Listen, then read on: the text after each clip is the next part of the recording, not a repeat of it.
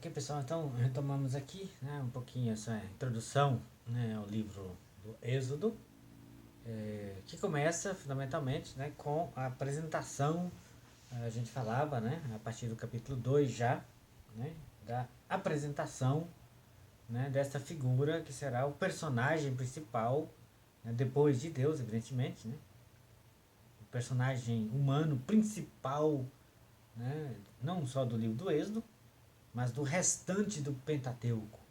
Então, Êxodo, Levítico, Número e Deuteronômio, Moisés é o personagem principal, né, indiscutivelmente, né, na sua relação com Deus e na sua relação com o povo de Israel. Tanto é assim que, né, digamos assim, com boa razão, né, um grande estudioso, né, das tradições do Pentateuco, né, chamado Thomas Romer, né, diz que o Pentateuco é a biografia de Moisés.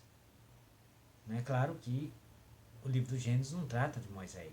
Então, o livro do Gênesis é visto como um grande prólogo, né, à epopeia da libertação, né, conduzida por Moisés. Né, um grande prólogo do livro do Gênesis. Então, assim, é um personagem, né, que aparece no cenário com uma intervenção de Deus extraordinária. O menino é salvo das águas, né, é criado como príncipe do Egito. A situação complexa é essa da aceitação, né, do faraó Seti I dessa criança, visto que ele havia decretado a morte das crianças hebreias. Se supõe, né, que Nutimiri, né, fosse então estéril, né, e que viu nessa criança um gesto benévolo da divindade, né, conhecida como Nilo, o rio Nilo, como uma divindade que lhe presenteia um bebê.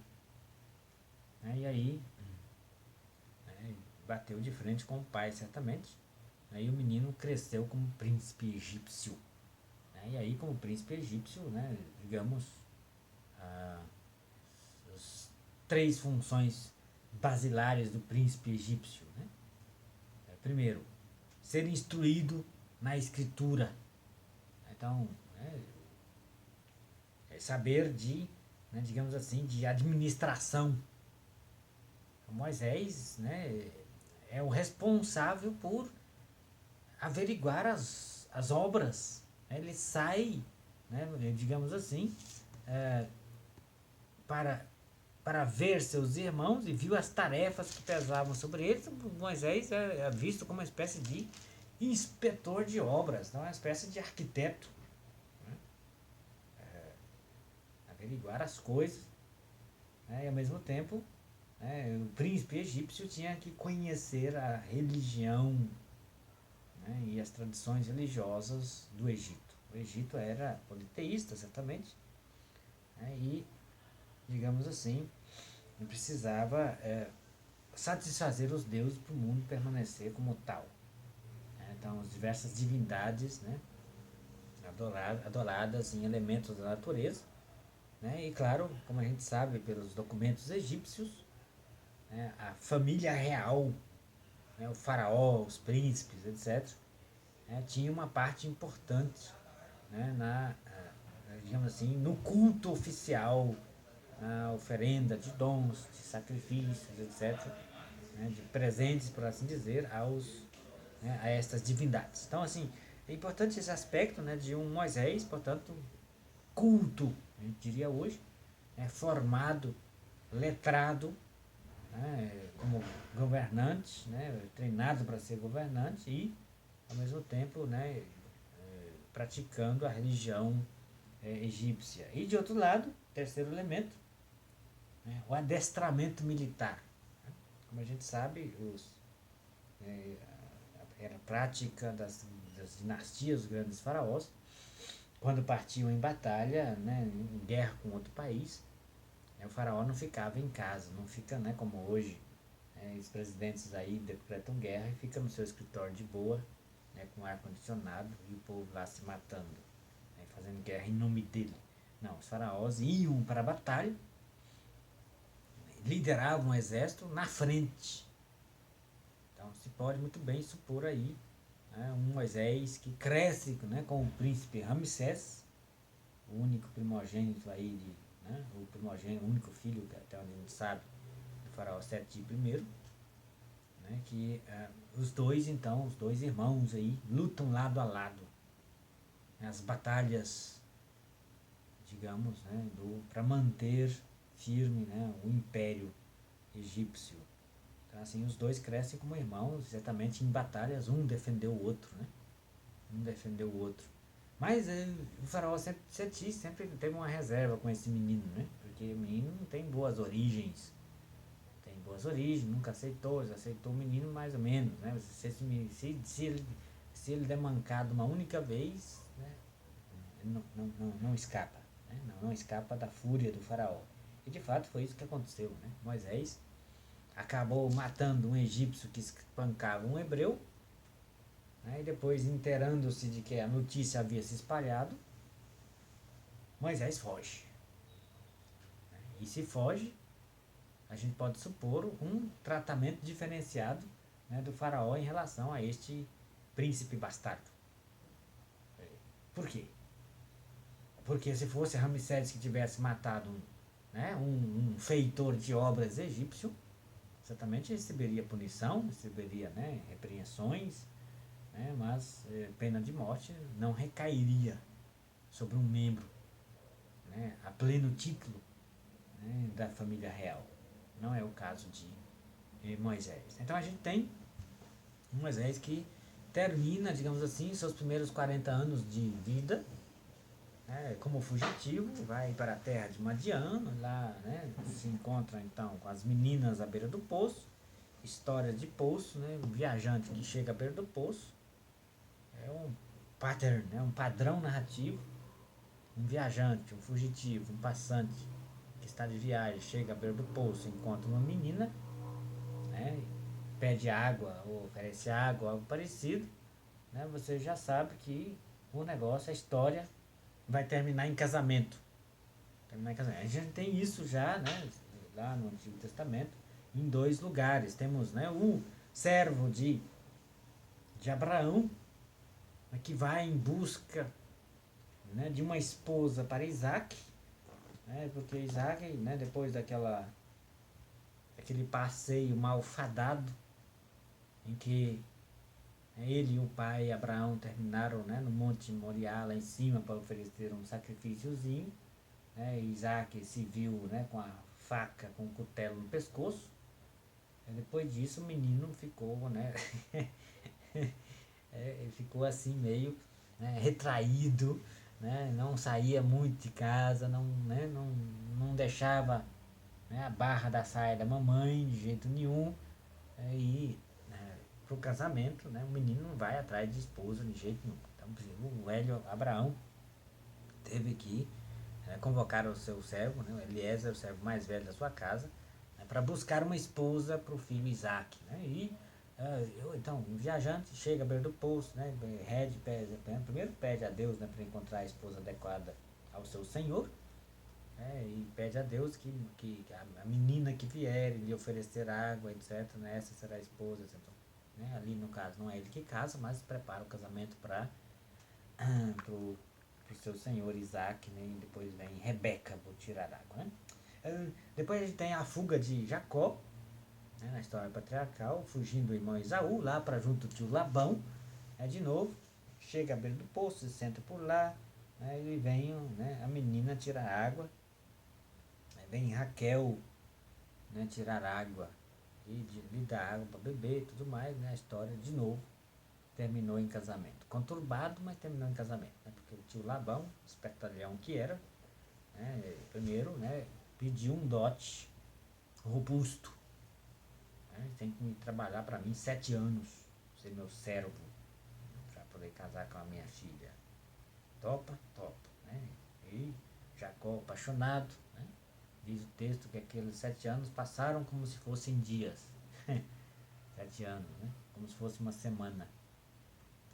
E aí, né, no dia do casamento, né, o tio Labão, né, no matrimônio, a noiva vinha com o rosto coberto, trouxe a noiva, né, fez festa, casou, etc., né, todo ritual, sem ver o rosto, né, mas botou a outra filha, mais velha, né, gorda, encalhada, Lia.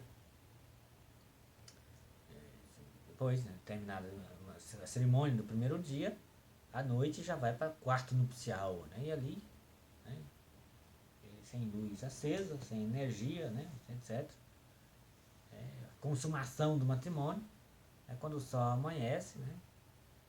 Jacó, né, olha para o lado, né? Tá ali quem? Lia. Uai, cunhada, o que você está fazendo aqui? Cunhada, como assim cunhada? Eu sou sua esposa, né?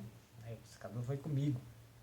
Vai tirar satisfação com o tio Labão? Disse, não, aqui, né, é nosso costume aqui casar mais velha primeiro. Então você tem que se enculturar. E aí, não, mas não tem nada não, né? Terminada a festa de casamento, né, você pode casar com a irmã dela, né? A que você queria casar. E aí você trabalha mais 7 anos.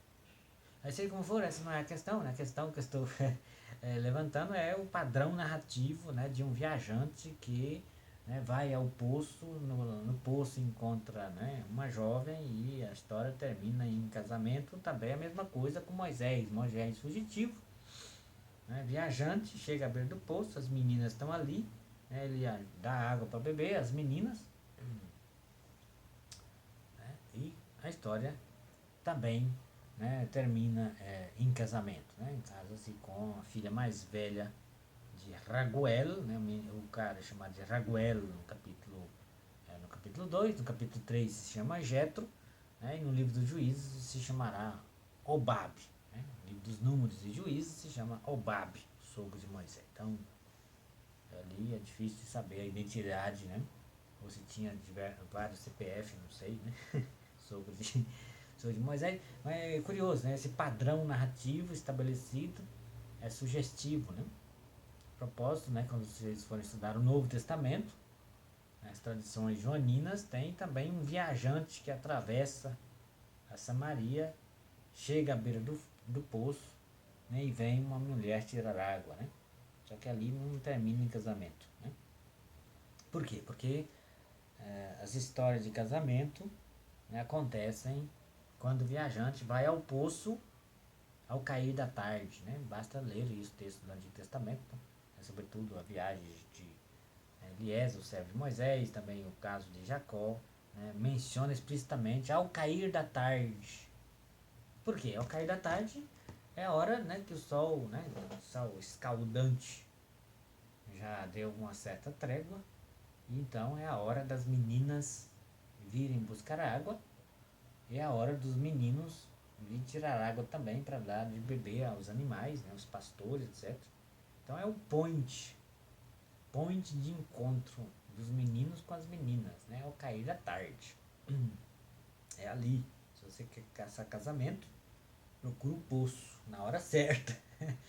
E aí, é claro, lá, né, no Novo Testamento, Jesus, atravessando a Samaria, senta à beira do poço, né, com sede. E aí você, com este padrão narrativo na cabeça, pensa, história, já sei, final. Happy end, casamento, né? Não é o caso, né? Não é o caso, porque o evangelista de antemão já coloca ali um problema. Era por volta de meio-dia. Ora, meio-dia não é a hora de caçar casamento. Né? Meio-dia as meninas não vêm tirar água. Não vêm. Né? Mas ali aparece uma. Que já teve algumas histórias. Lá é outro assunto, mas seja como for, volta aqui a introdução de Moisés. Isto é, um Moisés que começa, né, a segunda etapa da sua vida como pastor de ovelhas. E ele chega, né, como egípcio, vestido como egípcio, é um egípcio, né? Tanto é assim que as meninas, ao voltar para casa, né, o pai fica admirado, mas vocês chegaram cedo demais, velho.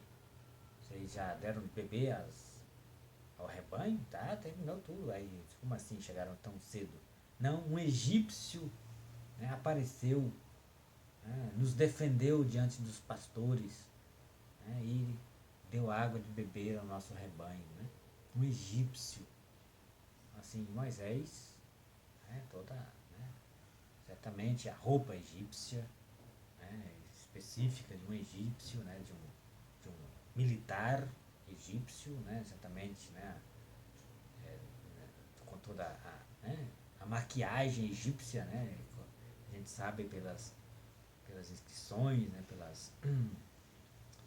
tradição egípcia, que era muito comum, né, sobretudo os membros da família real, né, se maquiavam, né, também os homens, né, a maquiagem específica de um egípcio, então muito facilmente reconhecível, né, um egípcio ali meio perdido nessa região. E aí Moisés então começa uma outra vida, né, e possivelmente é catequizado pelo sogro, Madian, né, era uma grande região territorial, né, com vários grupos étnicos vivendo por ali, entre os quais, né, o grupo étnico específico do sogro de Moisés, que é Quenita, grupo dos Quenitas. É como é mencionado lá no livro, né, no livro dos Juízes, né, no capítulo 4, na história de Débora, né, menciona Eber, o Quenita, do clã de Obabe, o sogro de Moisés. Então, o clã do sogro de Moisés é Quenita. Então, esse clã aqui, né, Madian, né, território de Madian, vai em confins, limites, né, com a região da Palestina, etc. Né? E ali é possível que está as origens do culto ao Deus Javé. Né? Acho que mostrei para vocês, né? Tá por aqui no meu quarto em algum lugar, tem tanto livro aqui que eu nem sei. Mas de toda forma, a gente tem esse livro, né, de Thomas Romer, As Origens de Javé, na qual ele argumenta exatamente, né, a partir de alguns textos considerados bastante antigos dentro da Bíblia, nos quais a referência, né, geográfica ao Deus, né, libertador é nessa região aí, Madianita, na região Madiana, Temã, né, Temã, etc., né, nessa região aí. O Cântico de Débora menciona, né, o forte que sai de Temã, né, aparece ali esse texto. Seja como for, a gente tem então, digamos assim, né, uma possível catequese monoteísta, né, do sogro de Moisés, a Moisés que passa a conhecer esse Deus. E Deus esse que se revela a Moisés no monte sagrado, né, conhecido como Monte Sinai. No entanto, como a gente sabe, né, hoje o Monte Sinai possivelmente não está na península do Sinai. Aquela península, ínsula em latim significa ilha, né? Península é quando a água não cerca, não é totalmente ilha, mas metade é cercado por água, né? Então ali o negócio, a península, ela é então uma ponta do mar ali, né? O Golfo, chamado canal, o canal de Suez, né? Que a ponta vai até próximo ali o delta do Nilo, né? Depois tem a Península do Sinai e depois tem outro canal, o canal de Aqaba, do outro lado, que separa a Península do Sinai da região da Arábia. A região da Arábia é a região, né, região que é conhecida então como território dos Madianitas. Né? Então, possivelmente, Moisés, né, está na região de Madianita, do outro lado do Golfo de Aqaba. E possivelmente a travessia do Mar Vermelho não deu do lado de cá do canal de Suez, mas se deu do outro lado do canal de Aqaba. Né? Vocês estudarão mais isso especificamente ao estudar o livro do Êxodo, mas estou somente apontando essa possibilidade, né, de uma outra localização. É porque se você vai aí numa agência de viagens, olha, vai comprar uma passagem, olha, eu quero ir na montanha sagrada. A menina vai te olhar assim com o olho meio. Não, eu quero ir no Monte Sinai. Onde que é isso? Não, fica no Egito. Tudo bem, então te dá uma passagem, né? Você vai para o Cairo, né, capital do Egito atual. De lá você pega um busão, né, um ônibus, 4, 5 horas de viagem, você está mais ou menos, né, atravessando ali, que hoje tem asfalto, é tudo organizado, né, território de visita, né, de turistas. Depois de umas 4, 5 horas de viagem, mais ou menos, né, você está lá no sopé desta que tradicionalmente é considerada, né, a montanha do Sinai. Né? Lá embaixo tem um hotel de luxo, etc., né, para você gastar seus últimos recursos, né, e ali, né, você então começa a subir a montanha, né? Você sai meia-noite, né? 11 horas da noite, tradicionalmente você sai, né? Para chegar lá em cima, se você for bom das pernas, senão tem que sair bem mais cedo. Chegar lá em cima com o sol nascendo, no topo da montanha, né? No meio do deserto, ver o sol nascer, né? Lá em cima. Né? Ali está ligado também o mosteiro de Santa Catarina, né? Que tem uma grande, tá? Reservado lá, você não fica entrando lá, né? Mas de toda forma lá tem uma grande biblioteca, né? Cristã, tem lá. Se você confunde, então, possivelmente não é lá esse lugar, né? Mas essas questões geográficas remeto depois ao professor do Pentateuco, que entrará nessas questões, né? E vai assentar, né? outros indícios arqueológicos, né? É um capítulo importante que o professor do Pentateuco vai entrar, estudar o livro Êxodo, né? Qual é os resultados arqueológicos para a gente assentar, né, o episódio do livro do Êxodo no século XIII a.C., né, com o período do governo do faraó, né, Seti I, né, digamos assim, né, e, né, um Moisés que cresce junto com este príncipe egípcio Ramsés II. Né? Por quê? Porque a datação bíblica seria outra, né? Porque a datação apresentada pela tradição protestante, por exemplo, né? Se você pega aí no Mister Google aquela linha histórica da Bíblia, né? E coloca na imagem, né? Vai ter aqueles mapinhas, né? Com as datas, bonitinho assim, né? Que é protestante, né? Que, portanto, é de uma leitura fundamentalista que faz a contagem dos anos segundo informações intrabíblicas e que colocaria, né, o Êxodo lá para o século, né, 17, final do século 17, início do século 16 a.C., então, né, 1600, final de 1600 alguma coisa, 1500 alguma coisa antes de Cristo. Né? Que contagem, a partir de qual indício? Né? A gente tem, eu acho que eu mencionei para vocês, né? Recordo rapidamente, acho que na aula passada acho que mencionei, né? A datação interbíblica baseada no primeiro livro dos Reis, capítulo 6, versículo 1, no qual se menciona o período histórico, né, da aliança no Monte Sinai até a construção do templo, como sendo 480 anos. E depois a gente tem o texto da Carta de São Paulo aos Gálatas, capítulo 4, versículo 17, que menciona, né, do tempo da promessa dos patriarcas até o Êxodo, até a aliança do Sinai, 430 anos. Né? Então são dois blocos, né, dois períodos aí bastante extensos, um de 480 e outro de 430, né, desde os patriarcas até a construção do templo. Ora, se a gente considera que Davi morreu por volta do ano 970 a.C., Salomão subiu ao trono, uns 3 anos para construir o templo, construiu o templo em 967, né? Aí você está antes de Cristo, aí você soma o primeiro bloco, né, da construção do templo até, retornando aí o tempo até a Aliança do Sinai, 480 anos. Né? Depois da Aliança do Sinai, você volta, né, somando negativamente mais 430 anos da Aliança do Sinai até a época dos patriarcas.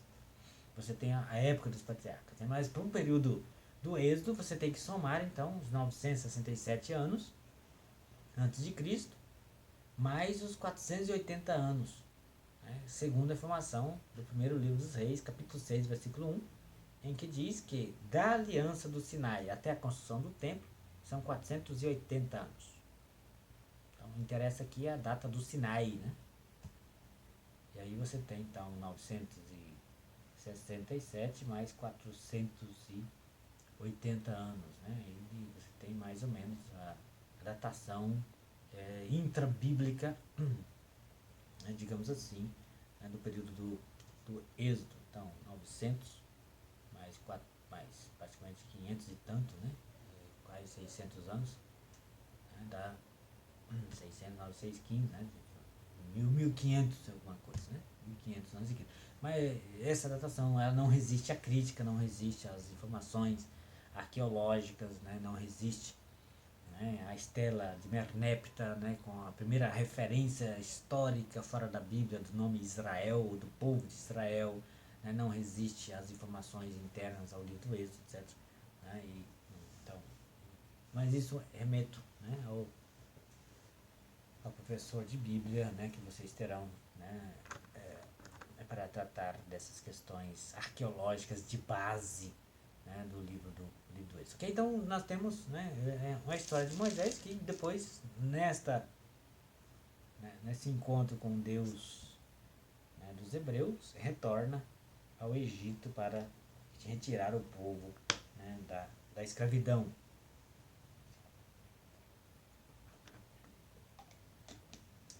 Certamente que Moisés, sobre ele pesavam a pena de morte, decretado pelo faraó Seti I, e os decretos de morte não podiam ser, os decretos dos faraós não podiam ser revogados, né, a não ser quando o faraó morresse. Né? Aí, a essa altura, né, depois de 40 anos, mas ele está com 80 anos aqui, né, segundo a datação intrabíblica também, digamos assim, já está no trono, né, o sucessor de Seti I, é Ramsés II, o irmão de Moisés. Então, o decreto do faraó Seti já foi ao túmulo com ele, e agora ele, né, não sei, talvez Moisés volta ao Egito, né, digamos assim, né, sabendo das dificuldades para retirar o povo de lá, porque, né, a mão de obra escrava era o sistema de produção, de sustentação do Egito, né, tudo aquilo que tem lá, que são os vestígios das grandes dinastias. Basta ver as pirâmides do Egito, né, aqueles blocos enormes, feitos de pedra o negócio, né, blocos de pedra no meio do deserto. Como que chegou aquelas pedras lá, da onde que vem? Não tinha nada para carregar, é rolado em cima de tronco, de madeira, etc. Então, que lá tudo foi construído por trabalho escravo, né? Trabalho escravo. Então, assim, claro que Moisés tem consciência, né, da dificuldade, né, do faraó, nesse caso o seu irmão, né, meio-irmão, Ramsés II, permitir que o povo saia. Mas talvez ele tivesse alguma esperança, né? Quer dizer, o meu irmão, a gente viveu junto, cresceu junto, brincou junto, fez arte junto, né, cultuou os deuses juntos, travou batalhas juntos, né? Quer dizer, em tese, né, como, né, combatentes irmãos, um devia a vida ao outro, né? Certamente por não mais do que, não menos do que 2 ou 3 ocasiões, certamente, por várias ocasiões, né? Moisés salvou a vida de Ramsés, né, no contexto de batalha, e vice-versa. Então, podia ter uma esperança mínima de chegar lá e dizer: olha, irmão, é o seguinte, né, eu encontrei com Deus, né, um Deus diferente, não é esses deuses que a gente adora aqui, né, deixa esse povo sair comigo, né, e pronto, né, o irmão, de boa, né, permitir, né, então, não sei, eu tô aqui supondo, né, mas a questão não vai por aí, né, mas a gente vê algum vestígio dessa relação de Moisés com Ramsés II. Por quê? Porque Moisés chega à presença do faraó. Moisés é recebido pelo faraó. Não se menciona o nome do faraó. Em momento nenhum menciona o nome do rei ou do faraó que está lá. Nem na época, né, que Moisés foi adotado, e nem agora quando Moisés retorna ao Egito não menciona o nome, né, nem de um nem de outro. Então, assim, mas Moisés tem acesso direto, né? Se você é um peregrino estrangeiro, como é que você entra assim na presença do faraó? Nunca que você ia conseguir, né?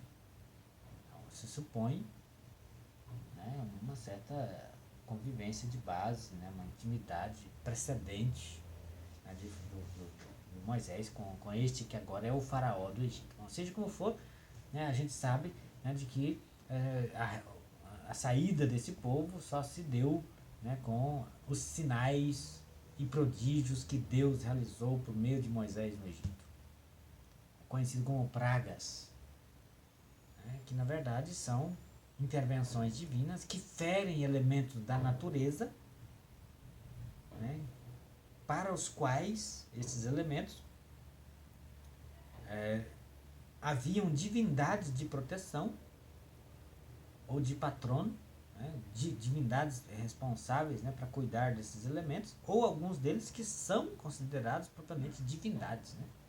Como eu falei, Moisés que transforma as águas do Nilo, né, em sangue, quer dizer, O próprio Nilo era uma divindade. Como assim que a divindade, que é o rio, não se defende? Né? Deixa ser ferido, deixa, né? Deixa-se apodrecer no seu ventre, né? Com os peixes que morrem. Quer dizer, então no conjunto é um combate entre o Deus dos hebreus e os deuses do Egito. Né? E, portanto, o endurecimento do coração do faraó é uma ocasião pela qual Deus, né, manifesta a sua glória no Egito. Deus manifestou a sua glória no Egito e, portanto, se deu a conhecer no Egito. Por quê? Porque aí a gente tem exatamente, né, no capítulo 5, quando da primeira entrevista, né, como de Moisés com o faraó, né, deixa o meu povo partir, né, para que faça uma festa no deserto. Responde o faraó: quem é o Senhor para que eu ouça a sua voz e deixe o povo partir? Não conheço o Senhor, e tampouco deixarei o povo partir. Quer dizer, se trata do início de uma trama de revelação. Segundo Aristóteles, né, essa é a classificação que remonta a Aristóteles, né, na sua obra poética, existem dois tipos de tramas narrativas: a trama de resolução, né, e a trama de revelação. A trama de resolução é quando se tem um problema que se estabelece, então, né, é aquele clássico problema que se põe, você não tem como resolver, e você diz: e agora? Quem poderá me socorrer? Se espera uma resolução do problema. Aí, claro, a trama de resolução, né, se impõe a partir do capítulo 1, a escravidão no Egito. Escravidão, né, a servidão com dura violência, né, com brutalidade. Israel não pode, um grupo étnico escravizado não tem como sair de lá. Se a gente conhece a estrutura do império, né, pela história aí, do Império Egípcio, era impossível escapar de lá. Um grupo não tinha condições de se rebelar, né, contra uma nação potente como foi o Egito na sua glória. Né? Então, uma trama de resolução se impõe a partir do capítulo 1, né? E aqui no capítulo 5 se impõe uma trama de revelação. Eu não conheço o Senhor, e tampouco deixarei seu povo partir. Né? Isto é, agora, quando o faraó vai conhecer o Senhor? Ou quando o Egito vai conhecer o Senhor? E Deus se dá a conhecer pelos sinais e prodígios que ele realiza. Os próprios servos do faraó, né, dizem: olha, deixa esse povo fazer. Com certeza é o dedo de Deus. Os magos, né, que vão fazendo uma queda de braço, né, com Moisés e Arão, a uma certa altura, não dão conta mais, né, e dizem: aí está o dedo de Deus. E depois começa a aconselhar o faraó: deixa esse povo partir, porque senão vamos perecer todo mundo. Né? E o faraó resiste na sua teimosia, resiste. E Deus se manifesta, a manifestação, digamos assim, de Deus, né, ao faraó, ao Egito. Manifestação de Deus ao Egito. Então esse aspecto é importante, né, de digamos assim, de um caminho, né, de revelação, né, que é importante. Por quê? Porque a trama, né, como a gente falou, a trama de resolução, quer dizer, o problema da escravidão no Egito, né, termina quando o povo sai do Egito. Quer dizer, a trama de resolução, a partir do capítulo 14, né, com a morte do exército faraó, né, nas águas do Mar dos Juncos, não tem mais escravidão, acabou a escravidão. Quer dizer, o Egito não existe mais agora, não é mais preocupação nenhuma, por assim dizer, né, não é mais preocupação nenhuma para os hebreus, a não ser na memória. Né? O Egito, a partir do capítulo 15, só será recordado na memória do povo que chora as cebolas do Egito, mas não será mais recordado. Então a trama de resolução, né, ela chega ao fim, né, digamos assim, no capítulo 14, né, capítulo 15, a primeira parte do livro.